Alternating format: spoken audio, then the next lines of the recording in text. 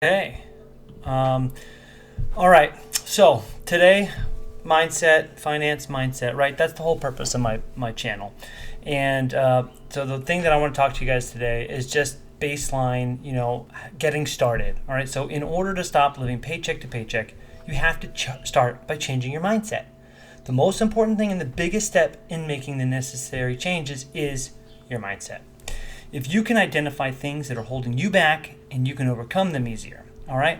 It's that simple, right? So if you just need to identify things. So the biggest hurdle is self-doubt, right? You have to believe in yourself and you have to believe that it's possible.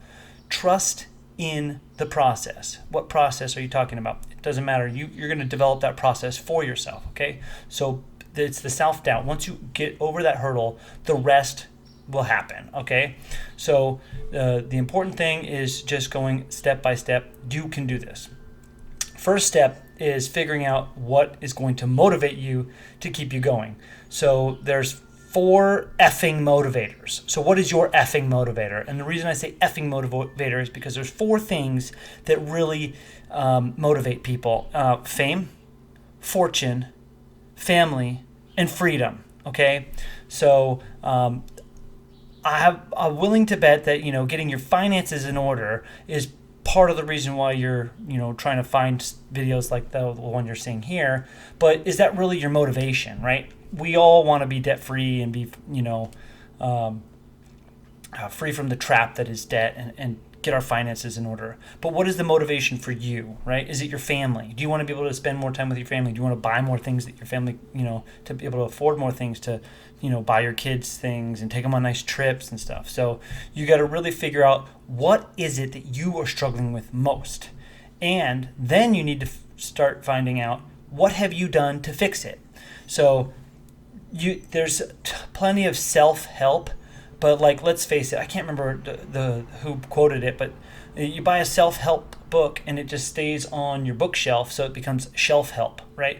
So you're not really doing anything, right? And you can consume all the content you want, but if you do not take action, you cannot succeed. So what are you struggling with the most? What have you done to fix it so far? Why do you want to achieve this?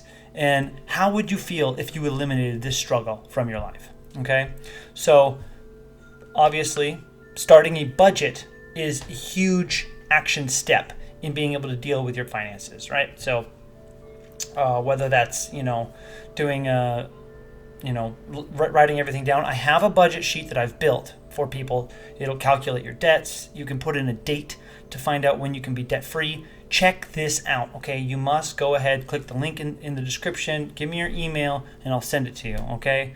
And by the way, just heads up, I'm going to be trying to write a book. No, wait, I have written a book. I'm getting it edited right now on getting out of debt. So if you want to know more about that, by all means, click the link in the description, give me your email, you'll be notified anytime you want. And if you don't want notifications, it's really easy to opt out, okay? You can just apply and then click the unsubscribe after you get the budget workbook, right? And I'll make a whole video about how to use the budget workbook later on. But right now, I just want to touch on the basics, okay? You got to plan for everything, right? If you fail to plan, you plan to fail. That means you have to itemize your budget.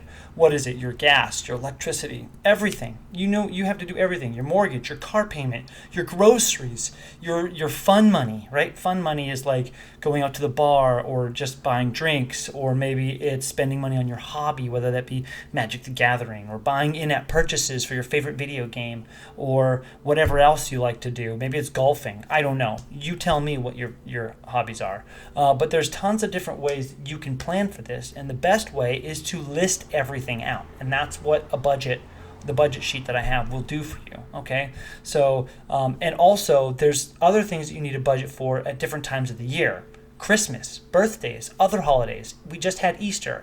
These kinds of things. You need to make sure that you put those into your budget. What is a budget, by the way? Well, it's just a list of items of planned expenses, not tracking your expenses, but planning your expenses. Now, the one way to plan for future expenses is to look at what you've done in the past and then make a guesstimate based upon that, right? So that's one thing, and that's the way I like to do it. I like to go ahead and first, list out everything that I've spent, and then I'll be like, okay, I'm going to round up to the nearest, $50 mark or something, and then put that in my next month's budget. And then if you come in under budget, you get more fun money. If you go over budget, well, then you got to figure out where did you fail to follow your budget, and then how can you fix that. All right. So there's a lot of people out there that say, oh, you got to save $1,000, put $1,000 away for a rainy day. That's 20 years ago. Okay. Inflation over 20 years at 3% a year. I don't even know. I haven't done the math in my head. I could do it really quickly, but it'll take me a minute, and it'll be a waste of a point of me going. But anyways, you can do the math. 20 years of 3%. Let's just double it, okay? You need to have $2,000. I even want to say $2,500 saved away in a savings account for a rainy day as fast as possible, and then you need to continue to save by making small contributions, 10%, 20%, depending on what you can allocate in your budget towards your savings, okay? So figure out what can you cut, figure out how much you can save, and then is it a necessity, right? That's the main thing. Is everything that you want a necessity, right? We need to be able to separate our wants from our needs, all right? That's the most important thing, because if you can't determine the difference between a want and a need, you're going to be in a world of hurt. So one of the most common things is that people don't understand between the wants and needs. Like, oh, well, I need a car and I need a phone, right? I need to be able to get to work and I need to be able to make phone calls, right? Yes, you do. But you don't need a brand new Lexus and you don't need the brand new iPhone, because guess what? A 1990 Toyota Corolla and a freaking 2008 iPhone are going to do basically the exact same thing. Sure, they're not going to be super hot. You're not going to be able to do a bunch of cool things on it, but they're going to get you through the basics, okay? So it's really important to understand the difference between wants and needs, because society, the marketing and everything out there is turning our needs into wants by saying, hey, you need to have this brand new car, you need to have this brand new phone, you need to have this brand new shirt. I got this at Marshall's for $5 or something. Maybe it was $8. I don't know, right? So like, I don't need to go out and buy some like Gucci collared shirt for $70 or $100 or whatever, because it does the exact same thing as a $10 shirt at Marshall's does. It doesn't make a difference, right? The need is I need to put a shirt on my back. The want is having to have a really nice shirt, right? Well, it's not that nice. I mean, I need to iron it, but whatever. We're getting off topic. So, anyways, the important thing is create a budget, stick to the budget, make sure that you can cut your expenses, all right, and then save up some money. After you save some money, then you pay your debt. And that is what I am all about helping you do, all right, paying off your debt. And that's the purpose of the book that I mentioned earlier that I'm writing, or have written. I have an editor looking at it right now, like I mentioned. So, debt is a monster. All right? I can't remember. I think it was many years ago. My brother showed me a video about the debt monster. I think that's what it was called. And like, it's more of like a historical thing about how the government has gotten into debt and there's no way we'll ever be able to get out of it. And the government just prints money to alleviate the debt problem. But the national debt's a huge problem. But forget the national debt. We want to talk about your debt. All right. Credit cards are high interest rate.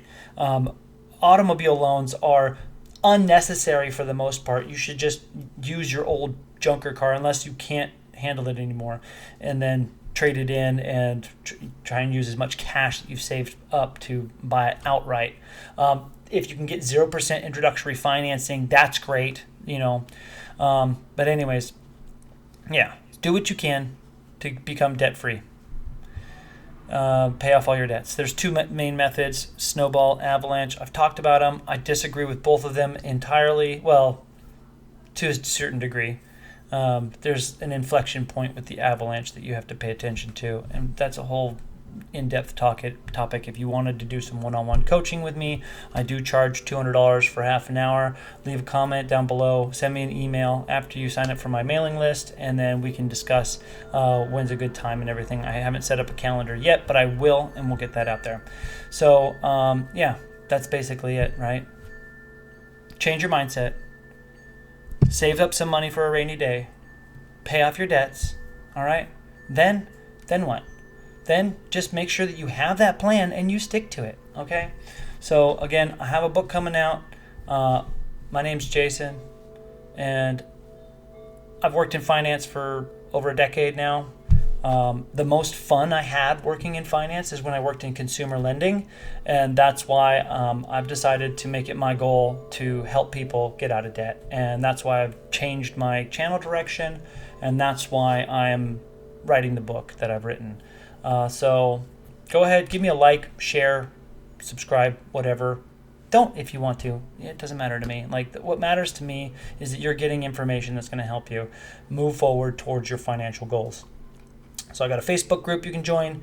I've got the email list you can join, and I got a book coming out that you can actually get for free if you just get on it early, because I will be giving away free copies of my book on launch day, and so that's still about a month out. So hey, now's a good time to get on that if you think that. Oh, and my alarm is going off, so that means I need to end the video. Like, share, subscribe. Take care. See you next time.